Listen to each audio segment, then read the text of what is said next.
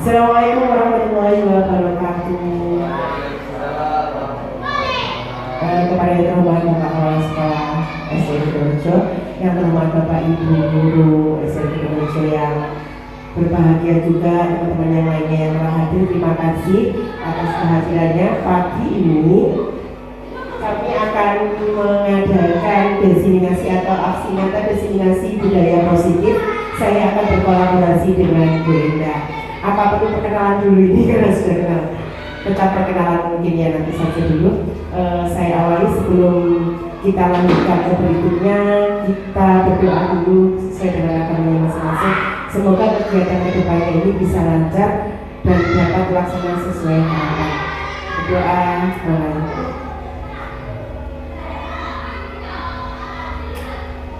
Berdoa selesai, terima kasih. Terima kasih Brenda. Nanti mungkin untuk yang pertama saya akan sharing dulu.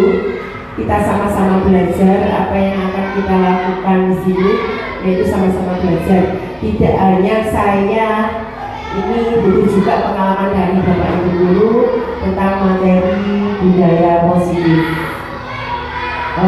Mari kita awali dulu. Terima kasih. Diseminasi modul 1.4 budaya positif CG Berangkatan 11 kelas 107B Kabupaten Pasuruan. Berikutnya nama saya Nurlen Maudia. Saya mengajar di UPT SDN Minggir Winongan Kabupaten Pasuruan dengan fasilitator Bapak Theophilus Budi Utama dan pengajar praktik saya Ibu Karisma Lestari. Next, berikutnya. Nah, sebelum kita mulai, apa yang ada di pemikiran Bapak Ibu sebelum saya mulai ini tentang budaya positif? Apa sih sebenarnya budaya positif itu? Ada yang paham tidak? Atau ada angan-angan enggak dalam pikirannya apa sih budaya positif? Sebelum saya lanjutkan berikutnya. Ada yang mau? Gimana beda budaya positif? Bu, ada? Oh, gitu. Baiklah. Sebelum ke budaya positif yang tadi saya tanyakan, kita berPR untuk nantinya. Mari kita tebak gambar dulu. Monggo. Kira-kira itu gambar apa Bapak Ibu? Ceker burung. Oke. Ceker burung. Oke. Kita lihat sebelum ini kita buka, nanti sebelum kita buka ini jawabannya hampir sama ya. Ketika kita melihat gambar seperti ini, yang kita lihat adalah burung. Atau ada ceker, ada burung kayak gitu. Coba dibuka. Dah. Ternyata gambar apa Bapak Ibu? Iya, ternyata gambar apa? Kenapa tadi? Ternyata gambar apa tadi? Gambar apa tadi? Nah iya. Kita terus sambil sharing ini. Ini ternyata gambarnya gambar. Bayangkan tadi awal pemikiran kita apa? Burung. Ternyata ya, ketika kita memandang sesuatu yang tidak utuh, maka inilah yang terjadi. Ternyata pandangan awal kita itu berbeda. Tapi sebelum itu lagi kita coba gambar lagi. Gambar apakah ini? Putri duyung. Gambar putri duyung. Oke. Kita lihat ada yang sudah paham, ternyata ada yang pernah lihat. Iya, ternyata kucing. Tapi Bapak Ibu ternyata kucing di sini. Next, gambar berikutnya. Bajing. Itu. Iya, ternyata gambar apa Bu? Kuda. Iya, benar sekali. Ternyata gambar kuda. Jadi ketika pola pikir kita, pandangan kita tidak secara menyeluruh, hanya separuh-separuh yang kita lihat dan separuh-separuh yang kita pahami, ternyata bisa miskonsepsi atau salah persepsi kita. Jadi untuk memahami segala sesuatu itu kita harus melihat dengan secara menyeluruh, mulai dari apa itu, bagaimana bentuknya, dan benar-benar harus seluruhnya dilihat. Next. Oke, tadi yang saya tanyakan adalah tentang budaya positif. Inilah budaya positif. Budaya positif adalah merupakan perwujudan dari nilai-nilai atau keyakinan universal yang diterapkan di sekolah. Budaya positif diawali dengan perubahan paradigma tentang teori kontrol. Selama ini barangkali kita sebagai guru merasa berkewajiban mengontrol perilaku siswa agar memiliki perilaku sesuai yang guru harapkan.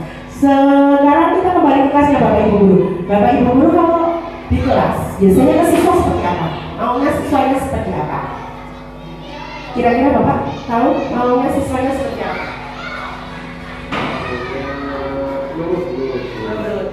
Artinya kendali di siapa Pak? Kendali kalau menurut berarti kendalinya dari guru. Menurut Bapak adalah kendalinya dari guru. Nah inilah kadang merasanya iya, inginnya guru nurut, muridnya nurut sama guru, harus sesuai dengan keinginan guru. Kita yang banyak menginginkan anaknya harus begini, harus begitu, dan harus begini-begini yang lain-lainnya. Jadi sesuai dengan keinginan guru. Next. Nah, di dalam budaya positif itu ada 8 konsep inti budaya positif. Yang pertama, perubahan paradigma belajar. 2, disiplin positif. 3, nilai-nilai kebajikan. 4, keyakinan kelas. 5, kebutuhan dasar manusia. 6, motivasi perilaku manusia. 7, posisi kontrol guru. 8, segitiga restitusi. Di sini saya nanti bagian yang perubahan paradigma belajar, disiplin positif, nilai-nilai kebajikan, keyakinan kelas, sama kebutuhan dasar manusia. Mungkin nanti yang selanjutnya itu Bu Endah nanti di posisi kontrol dan segitiga restitusi. Nah sebelum itu tadi next coba Bu. Oke. Ada pertanyaan menarik seperti ini. Apakah Bapak Ibu setuju bila 1, pemberian hukuman dapat mendisiplinkan siswa? Ada yang mau memberikan komentar sedikit tentang pertanyaan-pertanyaan di depan ini Bapak? Nomor 1 Pak.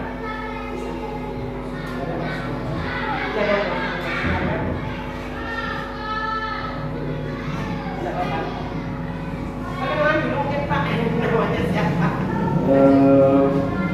Terima kasih atas waktunya. Perkenalkan nama saya Mas Budi, saya dari SD Purworejo. Saya ini mengajar di kelas 5. Untuk soal nomor 1, pemberian hukuman dapat mendisiplinkan siswa. Sebenarnya ini menurut saya ini kurang setuju kalau hukuman dapat mendisiplinkan siswa. Untuk mendisiplinkan siswa itu harusnya bukan hanya dari segi hukuman, mungkin dari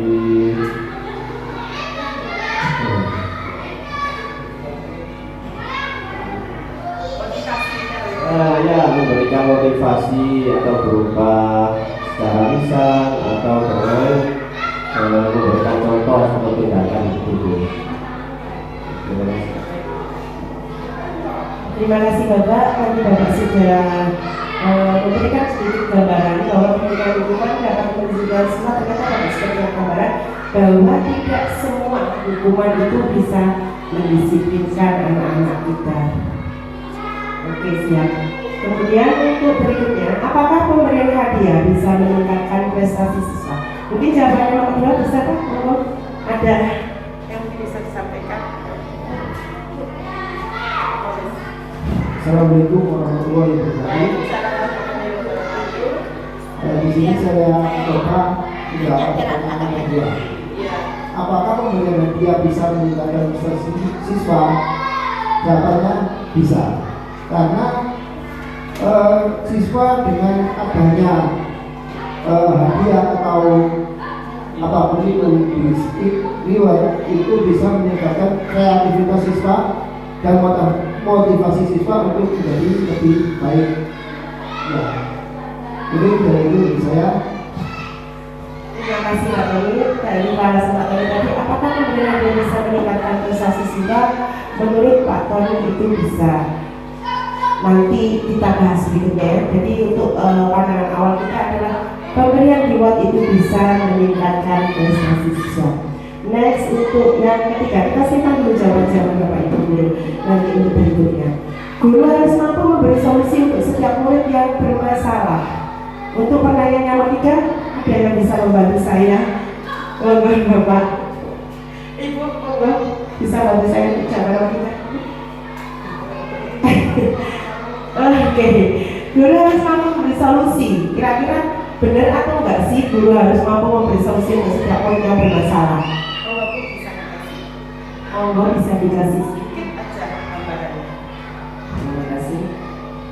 Guru harus mampu memberi solusi untuk setiap murid yang bermasalah. Mungkin dari sekian murid itu tidak semua, kadang ada yang tertutup.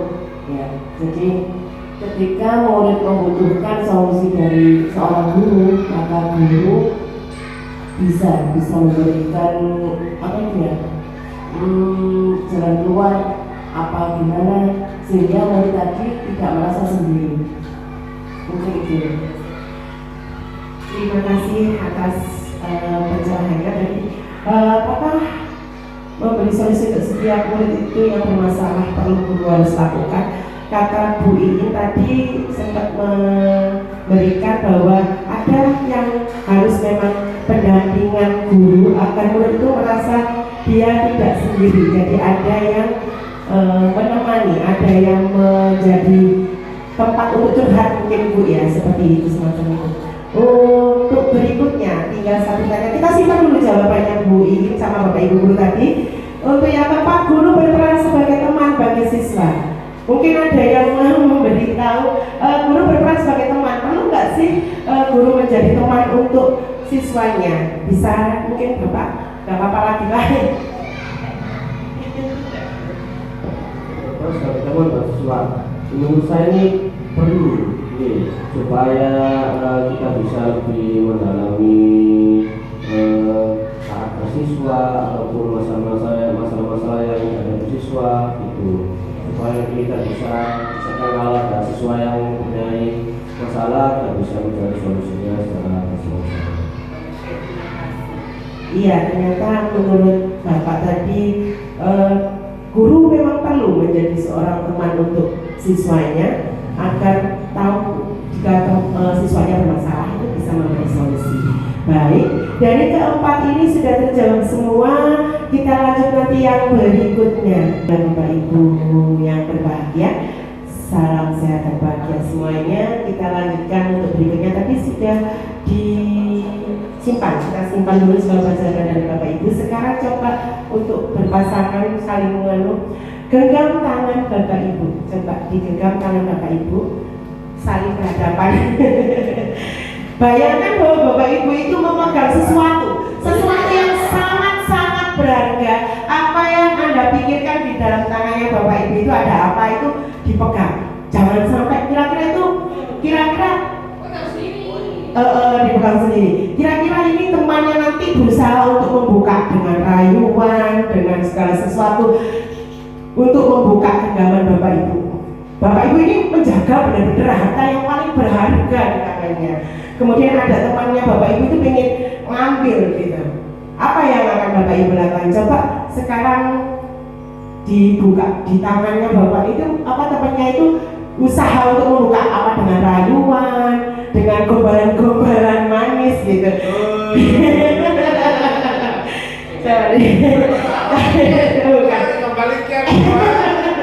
Sampai yang terbuka nanti, sampai terbuka kira-kira bisa membuka enggak temennya itu nanti, coba dirayu-rayu.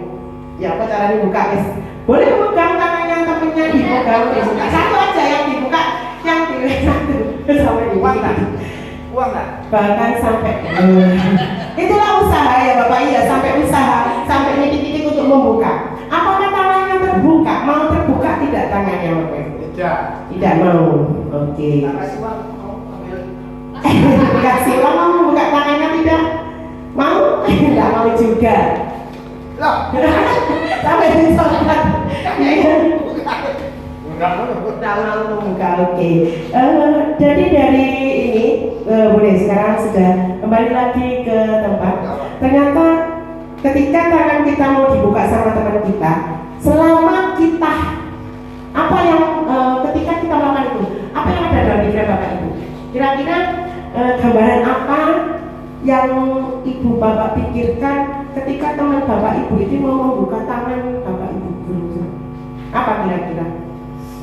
Bapak Ibu mau nggak membukanya? Nggak mau. Kenapa nggak mau dibuka? Iya, rahasia, sesuatu yang berharga. Jadi teman, siapa yang mengontrol untuk membuka atau menutup tanganmu? Diri kita sendiri. Ternyata benar, semua kontrol adalah dari diri kita sendiri, bukan orang lain. Dimana segala sesuatu yang mau kita lakukan, segala sesuatu yang akan kita laksanakan itu adalah dari diri kita sendiri, bukan dari. Itu yang paling kuat adalah dari internal, bukan eksternal. Prinsip, benar Bapak, itu sangat prinsip sekali. Nah, inilah yang namanya pembelajaran dengan paradigma baru, yaitu pembelajaran dengan paradigma baru dirancang berdasarkan prinsip berdiferensiasi, sehingga peserta didik belajar sesuai dengan kebutuhannya, berdasarkan tahap perkembangan untuk mewujudkan profil pelajar Pancasila. Apa sih profil pelajar Pancasila? Masih ingat semuanya kan Bapak Ibu? Pelajar Pancasila. Monggo Pak. Belajar Pancasila, beriman dan bertakwa pada Tuhan Yang Esa dan berakhlak mulia, berbhinneka global, gotong royong mandiri, kreatif dan bernalar kritis. Oke. Terima kasih Bapak Ibu. Masih ingatkan profil pelajar Pancasila itu ada beriman bertakwa kepada Tuhan Yang Maha Esa, berkebinekaan global, bergotong royong, mandiri, kreatif dan bernalar kritis. Jadi pembelajaran dengan paradigma baru yaitu pembelajaran yang dirancangkan berdasarkan prinsip berdiferensiasi. Dari mana sih kata diferensiasi ini? Kenapa harus berdiferensiasi? Kira-kira dari apa Bapak Ibu? Yang kita hadapi untuk pembelajaran itu siapa sih? Siswa. Apakah siswa kita satu dengan yang lainnya itu sama? Tidak. Inilah ketidaksamaan inilah yang menjadikan kita harus berprinsip berdiferensiasi atau variasi siswa kita menurut kita. Dan peserta didik sesuai dengan kebutuhan berdasarkan tahap perkembangan untuk mewujudkan profil pelajar. Jadi profil tadi yang ada berkebinekaan global, iya, gotong royong. Next. Perubahan paradigma teori kontrol miskonsepsi. Tadi sudah melakukan kontrol untuk diri sendiri itu adalah ilusi guru mengontrol murid. Apakah bisa guru mengontrol murid dari apa yang kita katakan tadi? Murid itu sudah menggenggam sendiri loh, punya genggamannya sendiri. Bisa nggak kira-kira genggaman murid itu kita kontrol? Kita lepaskan loh. Tapi ternyata Bapak Ibu tidak mau. Artinya kontrol dari diri sendiri, ya kan? Kemudian ilusi bahwa semua penguatan positif efektif dan bermanfaat. Penguatan positif tadi seperti apa? Reward, penghargaan. Apakah itu bermanfaat? Apakah itu efektif? Ketika anak-anak punya keinginannya sendiri, mereka kekeh dengan kemauannya. Apakah dengan kekekahan mereka adanya reward itu ngaruh tidak sih? Berpengaruh nggak sama anak? Walaupun punya pengaruh, tapi ternyata itu tidak selamanya efektif. Tidak selamanya efektif. Berikutnya ilusi bahwa kritik dan membuat rasa bersalah mampu menguatkan karakter. Ketika kita mengkritik anak-anak, kita sendiri aja dikritik kadang itu ya nggak terima gitu ya. Ke anak-anak gimana? Kira-kira pasti sama. Anak-anak juga pasti seperti itu. Apakah akan menguatkan karakter? Apakah bisa menguatkan karakter anak-anak? Ini ternyata juga tidak. Ketika kita mengkritik mereka, ketika kita berkata pedas ke mereka, ini mereka malah kadang itu merasakan ada dendam, ada mangkel, ada amarahnya sendiri dari diri mereka. Inilah yang menjadi PR Bapak Ibu Guru. Bagaimana kan nanti ada solusinya? Nantilah ada solusi. Ini adalah nanti membuat rasa bersalah dan kritik itu tidak menguatkan karakter. Kemudian ilusi bahwa orang dewasa berhak memaksa. Ini sebuah ilusi semua ya, miskonsepsi. Jadi inilah miskonsepsi di pembelajaran kita bahwa orang dewasa berhak memaksa. Ternyata tidak demikian. Jadi ini keempat miskonsepsi yang selama ini kita hadapi di setiap hari kita pembelajaran. Miskonsepsi yang pertama, guruku kontrol murid, padahal tidak. Karena murid punya kontrol sendiri dari diri, bukan dari guru. Yang kedua, bahwa semua penguatan positif, hadiah, reward itu efektif untuk anak. Ternyata tidak selamanya pemberian hadiah efektif. Kadang pemberian hadiah atau reward ke anak menjadikan anak yang lain iri, pegel, mantel, dendam kadang. Karena anak itu kita kayak yang hadiah awas. Pasti ada kata-kata seperti itu ya. Nah ini. Yang berikutnya, kritik akan membuat dan rasa bersalah melemahkan karakter.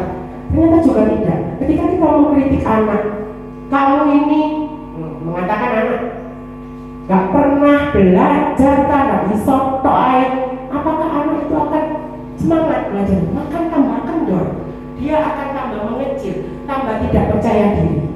Nah inilah miskonsepsi kita bahwa ketika membuat anak merasa bersalah tidak efektif juga. Yang berikutnya, orang dewasa berhak memaksa. Murid kita paksa, wes kamu nulis pakai pelajaran ini, nulis saya ikut nulis. Apakah demikian? Apakah mau anak demikian? Mungkin iya 1-2 kali, tapi tidak akan bertahan lama. Untuk berikutnya mungkin mereka akan balik mana. Baiklah, sekarang coba next. Mengubah paradigma stimulus respon ke pendekatan teori kontrol. Jadi tadi adalah stimulus respon, beberapa ilusi tadi adalah stimulus respon yang sekarang kita ubah ke teori kontrol. Apa sih stimulus responnya? Stimulus respon itu realitas kebutuhan kita sama. Jadi semua orang mempunyai kebutuhan yang sama. Kemudian teori kontrolnya apa? Kebutuhan, ternyata kebutuhan kita berbeda. Di stimulus respon, awal mula kita berpikiran itu adalah kebutuhan orang itu sama. Ternyata tidak, kebutuhan orang tidak sama. Yang kedua, semua orang melihat hal yang sama. Ternyata tidak, seperti gambar tadi, tempat gambar, ya kan? Ada yang jawabnya ceker, ayam, burung. Ternyata ketika keluar seluruhan, walah, ternyata monyet, ya kan? Inilah semua orang melihat hal yang sama, ternyata tidak semua orang melihat yang sama dengan jawaban yang berbeda-beda. Kemudian kita mencoba mengubah orang agar berpandangan sama dengan kita. Teori kontrolnya, kita berusaha memahami pandangan orang lain tentang dunia. Jadi tidak bisa kita menyuruh orang lain berpandangan sama dengan kita. Tapi kitalah yang harus berusaha mengerti orang lain, cara pandangnya orang lain tentang dunia. Kemudian perilaku buruk dilihat sebagai suatu kesalahan. Teori kontrolnya, semua perilaku memiliki tujuan. Artinya tidak semua perilaku buruk itu adalah suatu kesalahan. Pasti ada alasan. Ketika anak terlambat sekolah, pasti ada alasannya kenapa terlambat. Terlambat kan suatu yang negatif, ya, kesalahan menurut sekolah. Tapi pasti mereka punya alasan. Tidak mungkin mereka melakukan sesuatu itu tanpa alasan. Kemudian orang lain bisa mengontrol saya. Tadi sudah dilakukan, tangan mengepal tadi. Ternyata hanya Anda yang bisa mengontrol diri Anda. Hanya kita sendiri yang bisa mengontrol diri kita. Kemudian pemaksaan ada pada saat bujukan gagal.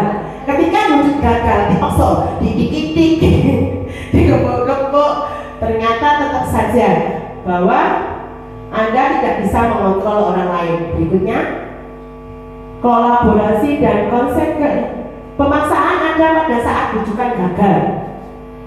Kolaborasi dan konsensus, jadi teori kontrolnya gini. Kolaborasi dan konsensus menciptakan pilihan baru. Artinya, memaksakan pada saat bujukan gagal, kita nggak bisa dibujuk kan? Oh, berarti apa? Bekerja sama. Ngomong-ngomongan senyapi. Ya pikir, nah, aku punya ini, aku punya ini. Nah, saling sharing dan kolaborasi. Model berpikir menang atau kalah. Jadi awalnya kita selalu berpikir aku bilang ini berarti aku menang atau kalah. Ternyata di teori kontrol model berpikir menang, tidak ada kekalahan. Jadi semuanya menang dengan usahanya masing-masing. Berikutnya apa? Berikutnya disiplin positif dan nilai-nilai kebajikan universal. Kita ke bahasan berikutnya. Disiplin positif. Ini ada sudah disiplin positif berasal dari kata disiplina yang artinya belajar. Disiplin mengacu pada disiplin diri yang memiliki tanggung jawab terhadap apa yang dilakukannya berdasarkan nilai-nilai yang diyakini. Disiplin positif merupakan salah satu cara penerapan disiplin yang bertujuan untuk menumbuhkan kesadaran serta memberdayakan peserta didik tanpa imbalan atau penghargaan, ancaman atau hukuman. Sebagai pendidik, tujuan kita adalah menciptakan peserta didik yang memiliki disiplin diri sehingga mereka berperilaku mengacu kepada nilai-nilai kebajikan universal dan memiliki motivasi intrinsik dalam perubahan perilaku ke arah yang lebih baik. Jadi disiplin ini mengacu pada memiliki tanggung jawab terhadap apa yang dilakukannya. Kemudian untuk menumbuhkan rasa apa? Untuk menumbuhkan rasa kesadaran serta tidak butuh apapun untuk melakukan itu. Jadi nggak butuh imbalan tapi tetap melakukan. Terus sebagai pendidik tujuan kita adalah apa? Menciptakan peserta didik yang memiliki disiplin diri sehingga yang berperilaku mengacu nilai-nilai kebajikan universal dan memiliki motivasi dari dalam diri. Jadi yang dibutuhkan adalah kita itu ingin anak-anak kita itu punya motivasi dari dalam diri untuk melakukan disiplin positif, disiplin yang baik, tanpa harus dipaksa, tanpa adanya hadiah, tapi mereka sudah berdisiplin secara sendirinya dan mengacu pada nilai-nilai kebajikan universal. Pasti Bapak Ibu guru pernah kan mendengar kata-kata nilai-nilai kebajikan universal. Ada yang tahu nggak? Kira-kira nilai-nilai kebajikan universal ini apa saja? Masih ingat Bapak? Lupa.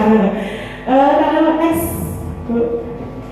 Nah, sebelum ke nilai kebajikan universal nanti PR dulu. Sekarang ini motivasi perilaku manusia. Jadi manusia itu kalau melakukan sesuatu tapi pasti ada motivasinya. Kira-kira motivasi ada dua hal biasanya ya. Motivasi apa saja Pak? Motivasi intrinsik dan ekstrinsik. Oke. Motivasi perilaku manusia ada yang intrinsik, ekstrinsik. Kita melakukan sesuatu untuk menghindari ketidaknyamanan atau hukuman. Untuk menghindari hukuman itu adalah motivasi ekstrinsik. Untuk mendapatkan hadiah, penghargaan, imbalan termasuk juga motivasi ekstrinsik. Untuk motivasi intrinsik ini untuk menjadi orang yang mereka inginkan dan menghargai diri sendiri dengan nilai-nilai yang mereka percaya. Ketika seseorang mempunyai nilai-nilai yang dipercaya, mempunyai keyakinan, mempunyai menghargai diri sendiri, maka akan muncul motivasi intrinsik untuk tetap melakukan hal yang positif. Begitu Nes? Ya ini. Sebagai seorang guru saat Anda hadir mengajar di kelas tepat waktu, ada pertanyaan ini tuh Bapak Ibu. Ketika hadir di kelas tepat waktu, motivasi apa yang menjadikan Bapak Ibu guru itu tepat waktu datang di kelas? Apakah Anda datang tepat waktu karena tidak ingin ditegur oleh atasan, atau ingin mendapatkan pujian, atau Anda ingin menjadi orang yang menghargai waktu? Kira-kira apa Bapak Ibu? Kenapa Bapak kok datangnya tepat waktu? Semuanya nama baik-baik nama. Ya, saya rasa ini semuanya ada ya, yang membuat motivasi kita itu ini semua. Yang pertama, kepingin lelem. Nah, terus selanjutnya kita juga menerapkan budaya disiplin pada siswa kita itu. Contoh ya. Contohnya ya. Terus mungkin ya itu dari atasan kita kepingin dapat nilai positif. Terima kasih. Iya, terima kasih Bu. Jadi dari Ibu tadi sudah dipaparkan bahwa kita hadir tepat waktu. Ibu tadi karena atasan ternyata minta atasan itu mempunyai nilai positif, berarti keinginan kita untuk mendapatkan nilai positif ya, ingin mendapatkan nilai positif dan ingin menjadi contoh untuk siswanya. Ada dua hal. Next, oke. Apakah demikian? Nah ini lagi, bila di sekolah kita tidak ada peraturan yang mengharuskan guru datang tepat waktu, artinya nggak ada peraturan nih, kan sekolah pasti ada peraturan harus datang tepat waktu. Seandainya tidak ada peraturan atau surat teguran dari kepala sekolah karena terlambat, tidak ada atasan yang memuji Anda, apakah guru akan tetap datang tepat waktu untuk mengajar murid-murid? Oke, Bapak mengatakan tetap. Kenapa, Pak? Karena untuk kita sebagai guru ini pembelajaran ini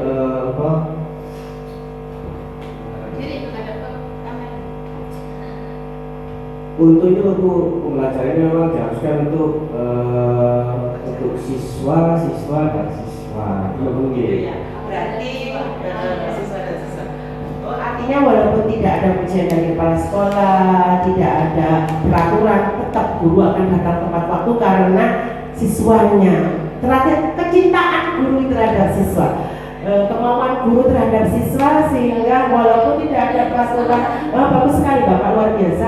Jadi Bapak sudah punya motivasi secara tidak langsung. Bapak tadi sudah menyatakan bahwa kepikiran siswa yang ternyata dengan sayangnya kita ke siswa, maka tetaplah datang tepat waktu.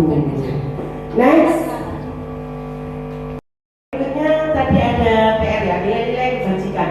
Nilai yang disepakati bersama lepas dari suku, bangsa, agama, bahasa maupun latar belakangnya. Jadi nilai-nilai kebajikan ini bersifat universal atau bersikap menyeluruh. Contoh nilai kebajikan institusi atau organisasi. Yang pertama, profil pelajar Pancasila. Ada tadi beriman bertakwa, berkepentingan global, berakhlak mulia, mandiri, kreatif, dan bernalar kritis. Ini profil pelajar Pancasila. Kemudian ada nilai kebajikan Ibu, Primary Years Program atau PYP. Ini isinya toleransi, rasa hormat, integritas, mandiri, menghargai, antusias, empati, keingintahuan, kreativitas, kerjasama, percaya diri, dan komitmen. Hampir sama. Kemudian yang ketiga ini keterampilan hidup atau life skill. Ini dapat ada nilai-nilai yang dapat dipercaya, lurus hati, mendengar yang aktif, tidak merendahkan orang lain, dan memberikan yang terbaik dari diri. Inilah nilai-nilai kebajikan universal, di mana nilai-nilai ini yang harus kita kembangkan di diri kita. Jadi dari profil pelajar Pancasila tadi yang mulai beriman dan bertakwa kepada Tuhan Yang Maha Esa, bergotong royong, kreatif, hampir sama. Di PYP juga sama, ada toleransi, rasa hormat, hampir sama. Ada mandiri, di sini juga ada mandiri. Kemudian kreativitas, kerjasama, di sana dapat dipercaya.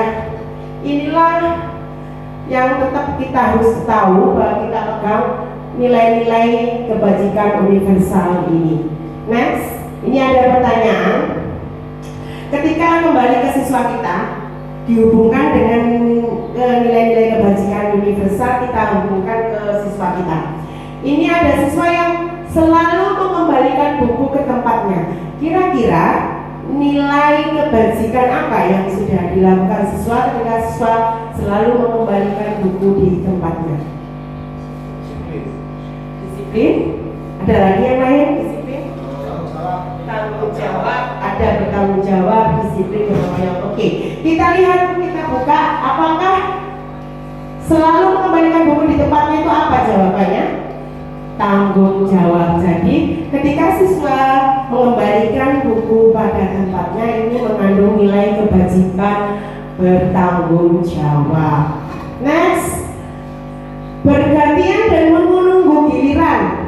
Anak-anak antri, ini sabar antri. Termasuk nilai apa yang ada? Disiplin. Apalagi? Ada yang punya jawaban berbeda. Ketaatan. Oke, tadi ada disiplin, ketaatan. Apalagi ketika anak mau antri bergantian, pokoknya sabarlah ngenteni gitu, nggak dorong-dorongan. Ini nilai kebajikan apa yang sudah dilakukan siswa? Sopan santun, disiplin, apalagi jujur, taat. Oke, kita lihat jawabannya menghormati orang lain. Ternyata ini adalah menghormati orang lain. Dari banyak, jadi harus benar-benar kita bisa sikap ini mempunyai nilai kebajikan apa? Ternyata menghormati orang lain. Next. Sekarang kita akan membahas tentang perbedaan hukuman dan konsekuensi. Tadi sudah kita membicarakan tentang kebajikan universal. Ada yang ditanyakan nggak sebelum kita melangkah ke berikutnya tentang nilai-nilai kebajikan universal? Mungkin ada masih PR atau untuk unek-unek apa gitu bisa diungkapkan Bapak Ibu? Apakah masih ada yang perlu diperjelas dari nilai-nilai kebajikan? Gimana Bapak? Sudah paham tentang nilai kebajikan? Baik, kalau sudah paham tentang nilai kebajikan, kita akan masuk ke hukuman dan konsekuensi. Hukuman itu apa sih? Hukuman apa? Ada yang bisa kasih contoh enggak di dalam pembelajaran sehari-hari? Misalnya hukuman itu seperti apa? Dia tahu Pak? Bapak kalau anaknya dikasih hukuman itu seperti apa? Itu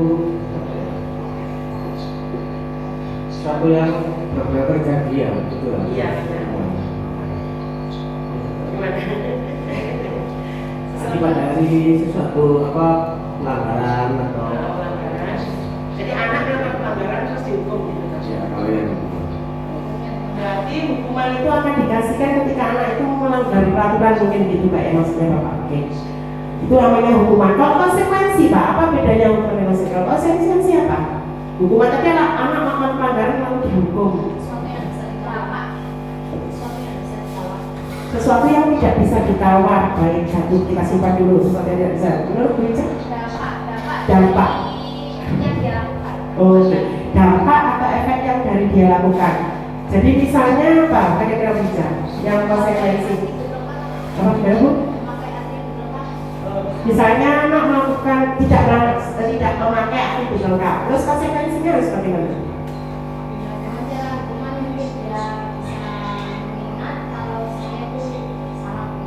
Oh gitu. Jadi menyadarkan anak supaya dia sadar bahwa ini aku salah, ternyata saya tidak lengkap gitu. Baik, kita simpan dulu. Itu tadi beberapa pengalaman dari Bapak Ibu yang sudah diungkapkan tentang hukuman dan konsekuensi.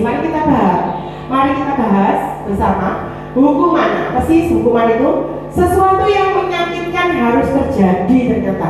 Hukuman itu sesuatu yang menyakitkan yang harus terjadi. Misalnya anak terlambat sekolah, kemudian Bapak Ibu mengasih hukuman berdiri di depan dengan satu kaki diangkat. Menyakitkan enggak? Iya, menyakitkan. Itu sesuatu yang menyakitkan, itu hukumannya.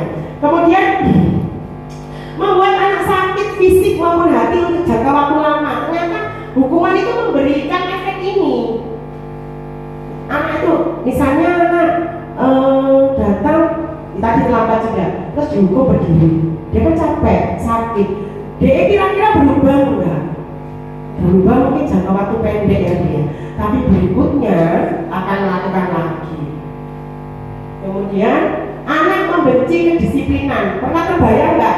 Ketika saya dihukum pasti mereka, apa sih peraturan ngamuk tok isinya tambahan. Semakin pernah ya ketemu dengan siswa yang kita sering hukum dia, tapi dia tetap aja.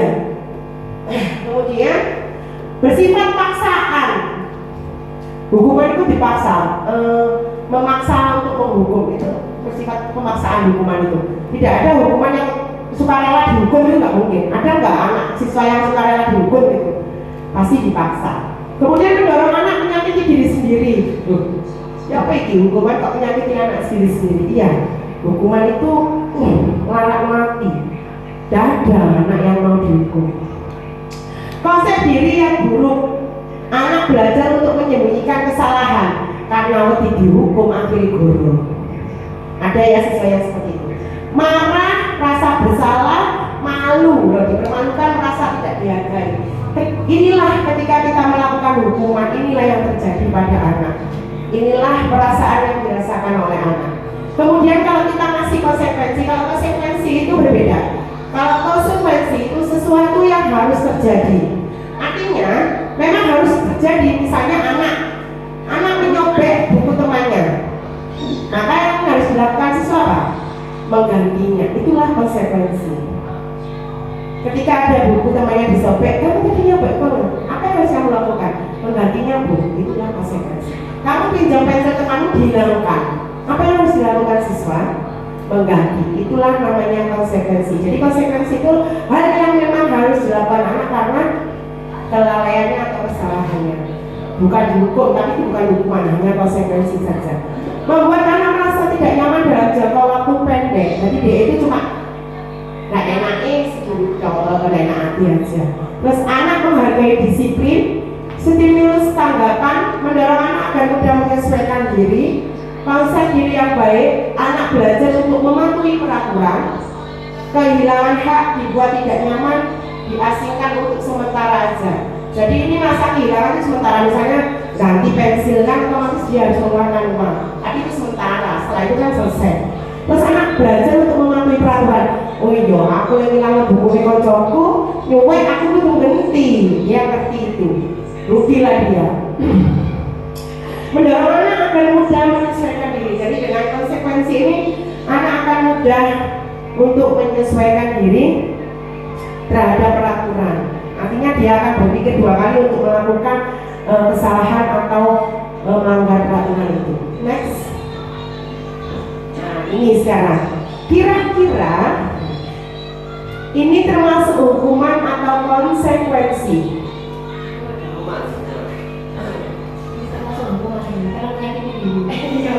Tadi memilih hafalan sebanyak 5 kali karena terlambat masuk hukuman. Coba kita lihat bu, jawabannya iya, betul sekali, luar biasa. Untuk lari ini adalah hukuman, menyakiti diri sendiri. Betul bu. Berikutnya, membersihkan air di meja karena tersenggol. Terbuka, nggak apa-apa. Membersihkan air di meja karena tersenggol saat belajar. Kira-kira tadi apa? Konsekuensi, karena dia menyenggol airnya jatuh, mau nggak mau dia harus membersihkan. Itu konsekuensi, bukan hukuman. Itu efek atau dampak katanya Bica tadi. Next. Lari mengelilingi lapangan basket karena terlambat 10 menit pada pelajaran PJOK. Ini pelajaran PJOK. Monggo Pak, kira-kira apa Pak? Berdoa besok ada. Termasuk hukuman atau konsekuensi?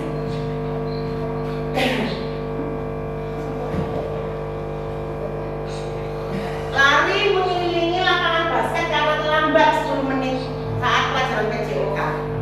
Termasuk hukuman atau konsekuensi? Konsekuensi. Terima kasih jawabannya. Kita lihat dulu apakah jawabannya konsekuensi. Ternyata benar, luar biasa Bapak.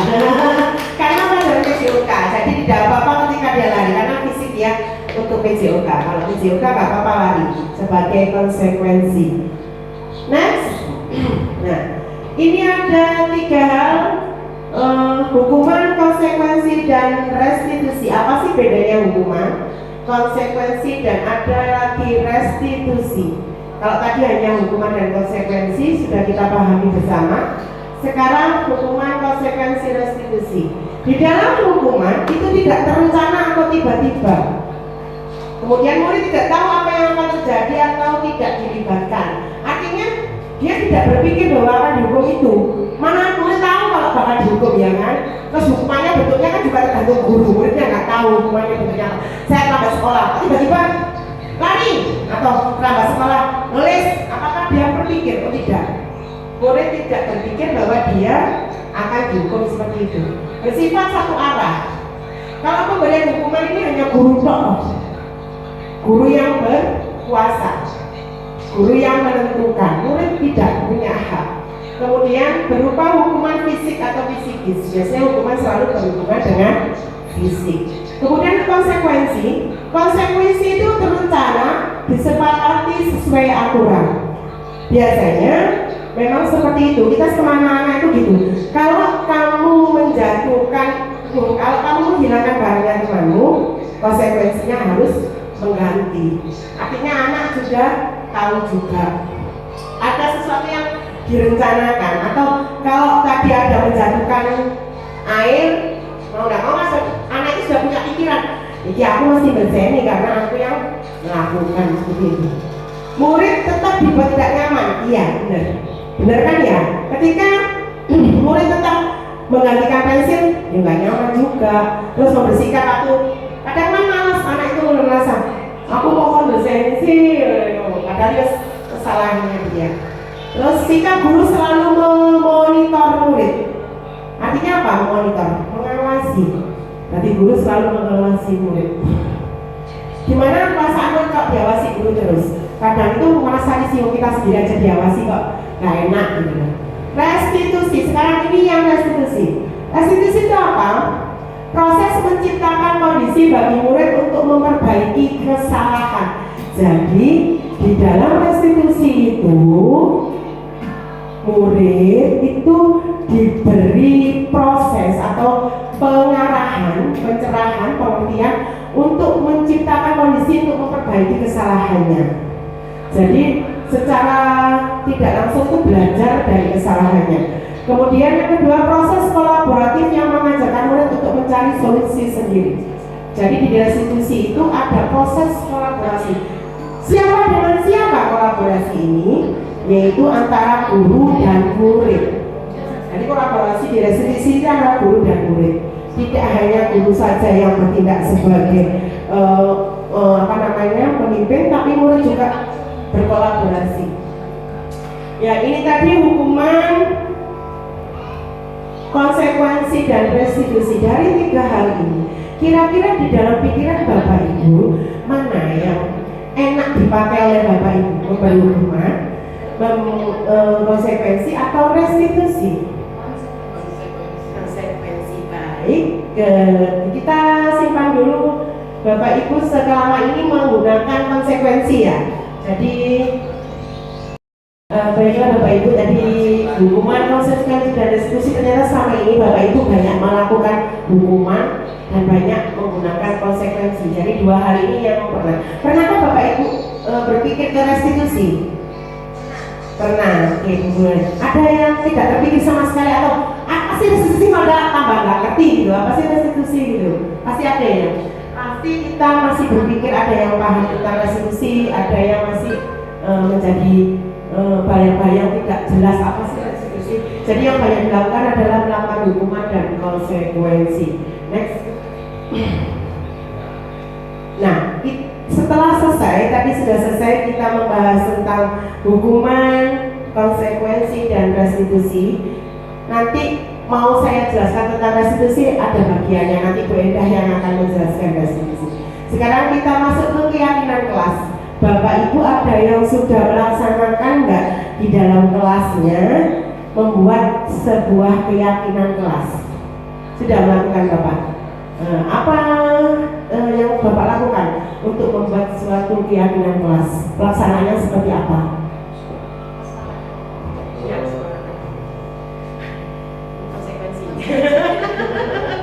Konsekuensi saya harus selesaikan. Ya, untuk mengenai keyakinan kelas, ya awalnya kita perkenalan dulu anak-anak, ya itu apa aja isinya gitu. Setelah itu baru kita terapkan, kita kenalkan ke siswa bahwa keyakinan itu seperti itu manfaatnya. Jadi Bapak melakukan kolaborasi dengan siswa ya Pak ya? Tidak Bapak sendiri yang menyebutkan ini enggak ya? Berarti dari siswa B. Jadi keyakinan kelas tadi sudah Bapak jelaskan beberapa gambaran pengalamannya di kelas, bahwa sudah melaksanakan dengan memberi pengertian dulu ke siswa tentang keyakinan kelas itu apa, kemudian siswa sendiri berkolaborasi, berdiskusi, membuat keyakinan kelas. Next. Nah ini, mengapa tidak peraturan saja? Kenapa kita harus membuat keyakinan kelas bukan peraturan saja? Kira-kira apa? Di sini ada beberapa kalimat yang akan mungkin bisa membuat kita cerah. Kenapa nggak peraturan kelas sih? Kenapa harus keyakinan kelas atau kesepakatan? Mengapa kita memiliki peraturan harus menggunakan helm bila mengendarai kendaraan roda 2? Kenapa harus menggunakan helm? Untuk keselamatan. Baik. Mengapa kita memiliki peraturan 3 3M menggunakan masker, mencuci tangan, dan menjaga jarak 15 meter. Untuk apa? Untuk kesehatan. Jadi ada tujuannya masing-masing kita melakukan itu. Ketika harus seperti ini kan peraturan. Memakai helm adalah peraturan. Memakai masker adalah peraturan. Ketika ini untuk keselamatan, untuk kesehatan. Jika kita tidak butuh keselamatan, aku nggak mikir keselamatan, apa kita akan tetap memakai helm? Tidak perlu lagi, nggak mikir itu. Kemudian untuk kesehatan, kita nggak mikir kesehatan, apakah akan tetap memakai masker? Tidak akan. Nah, itulah sebabnya mengapa kita tidak membuat peraturan atau tidak memakai peraturan, kita memakai kesepakatan atau keyakinan kelas. Untuk apa? Untuk mendukung motivasi intrinsik, motivasi dalam diri siswa, kembali ke nilai-nilai keyakinan yang lebih menggerakkan seseorang dibandingkan mengikuti serangkaian peraturan-peraturan. Jadi keyakinan kelas dan kesepakatan ini dibuat agar siswa memiliki motivasi dari dalam dirinya, tidak lagi termotivasi oleh hal-hal di luar, tidak lagi termotivasi karena ujian, tidak lagi takut hukuman, tidak lagi apa-apa, tapi dia melakukannya karena keyakinannya sesuai terhadap nilai-nilai dan keyakinan yang menggerakkan daripada harus serangkaian peraturan-peraturan. Next, sudah bisa dipahami ya Bapak Ibu ya? Bisa dipahami? Apa sih keyakinan kelas?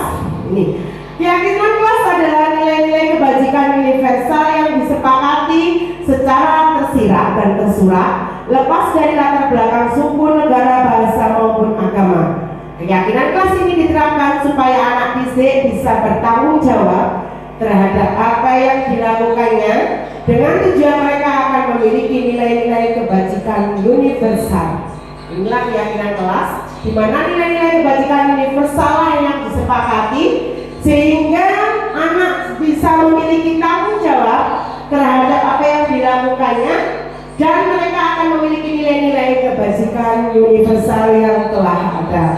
Next. Di sini ada prosedur pembentukan keyakinan kelas. Tadi sudah Bapak sesuai dengan pengalamannya Bapak tadi membuat keyakinan kelas adalah seperti yang tadi Bapak ceritakan. Nah, inilah caranya. Mempersilakan warga sekolah atau siswa untuk mencari kata yang disepakati. Jadi yang pertama adalah mencari kata yang disepakati.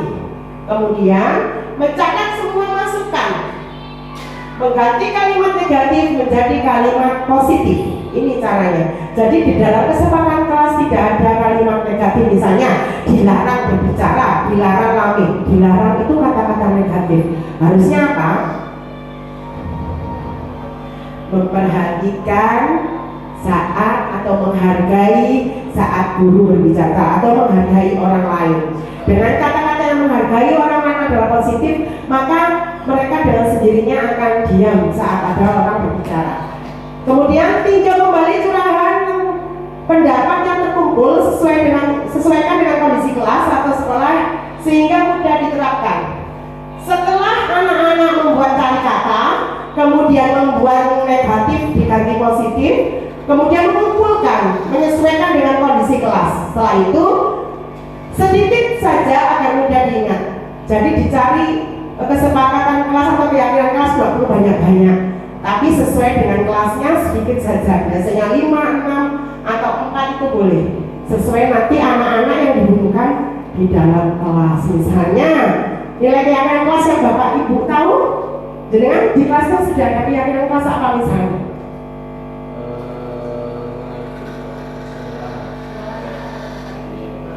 Buanglah sampah pada tempatnya, betul. Mungkin buanglah sampah pada tempatnya sepertinya negatif ya, buanglah gitu saudara. Kira-kira apa? Menggunakan apa? Jagalah kebersihan dengan kata yang positif. Jadi lebih mengena kalau kata-katanya positif. Baik Bapak Ibu sudah dipahami tentang keyakinan kelas. Next. Ini contoh pembuatan keyakinan kelas. Anak-anak dilibatkan dalam proses pembuatan keyakinan kelas. Jadi untuk membuat keyakinan kelas bisa seperti ini, salah satu contoh. menggunakan pos, kertas pos untuk dibagikan posisi untuk anak-anak. Jadi mereka mengisi sendiri apa sih yang ingin mereka buat, keyakinan apa sih yang mereka, dari sekian siswa pasti ada yang sama tapi kata-katanya berbeda. Dikumpulkan aja semuanya, disuruh maju seperti ini, semuanya memberikan. Kemudian setelah ini semuanya diberikan, berikutnya, nah ini masing-masing anak menuliskan pendapatnya dan guru mengelompokkan pendapatannya. Setelah nulis di depan, anak suruh maju aja nggak apa-apa untuk mengelompokkan. Biasanya mereka ngerti membuang sampah ada tempatnya, jagalah persiapan ini sama.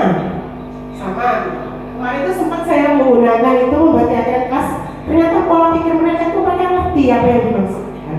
Berikutnya, pengelompokan keyakinan kelas dan dokumentasi keyakinan kelas. Nah ini anak-anak mulai mengelompokkan, mereka melakukan sendiri. Mereka biasanya senang kalau di sini. Ketika mereka diajak terlibat, itu biasanya itu mereka malah antusias, malah seneng, malah melakukan, malah soalnya kan, itu gitu. Lebih aktif, anak lebih berani untuk memberikan idenya saat mereka harus menulis di kertas dan menempelkannya.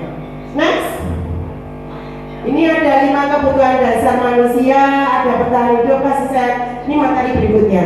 Ini nanti materi akan disampaikan oleh Benda. Saya hanya ngasih garis besar saja bahwa 5 kebutuhan dasar manusia itu ada bertahan hidup, kasih sayang dan rasa diterima, penguasaan, kebebasan dan kesenangan. Next lagi.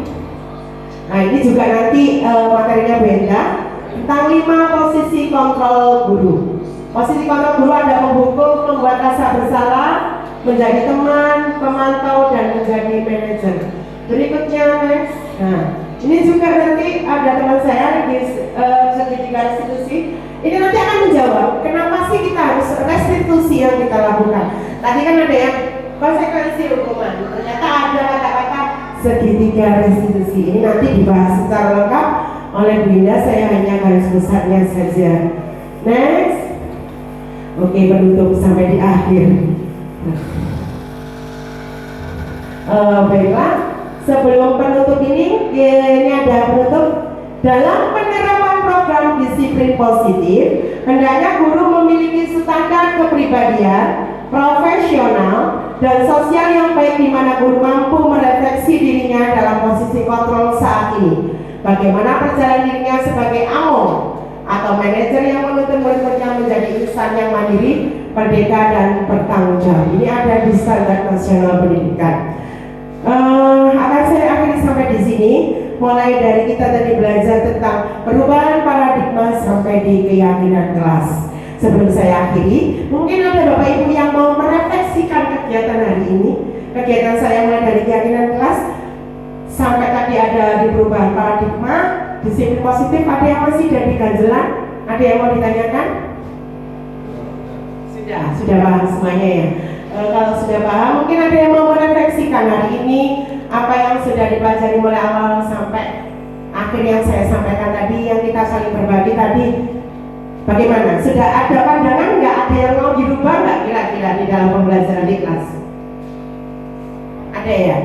Ada yang harus kita rubah. Itulah adalah ketika kita sudah memahami segala sesuatu yang seharusnya kita lakukan kepada murid kita yang memiliki perbedaan, maka kita juga akan melakukan pelayanan terhadap murid kita sesuai dengan filosofi KHD, yaitu kita menuntun sebagai guru yang pembelajarannya terpusat kepada murid. Itu saja yang bisa saya sampaikan. Saya akhiri sampai di sini. Terima kasih atas kesempatan dan waktunya.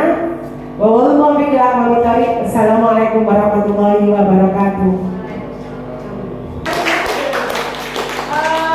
Saya ingin ice breaking-nya adalah kata-kata bukan gerakan.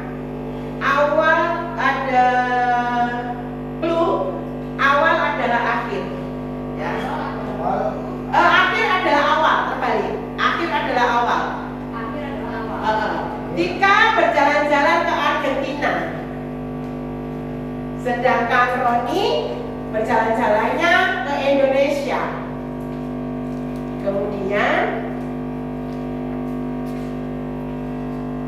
Amin berjalan-jalan ke Iya. India. Ada lagi yang lainnya Amin berjalan-jalan ke Afrika. yang lainnya Eropa. Eropa, Afrika. Zimbabwe. Saya ulangi lagi. Akhir adalah awal. Tika berjalan-jalan ke Amerika. Sedangkan Adi berjalan-jalan ke Indonesia. Amin berjalan-jalan kemana? Afrika. Afrika. Nigeria. Nigeria. Nigeria. Amin berakhiran N. N akhir adalah awal. Akhir adalah awal. Tadi yang pertama nama Tika. Jalannya kemana? Amerika. Kemudian Adi jalannya ke Indonesia di belakang. Amin ada lagi. Mikir dulu ya. Bapak Tony, mikir tadi Bapak Tony ya. Terima kasih, itu saja. Next dilanjutkan sama Bu Endang.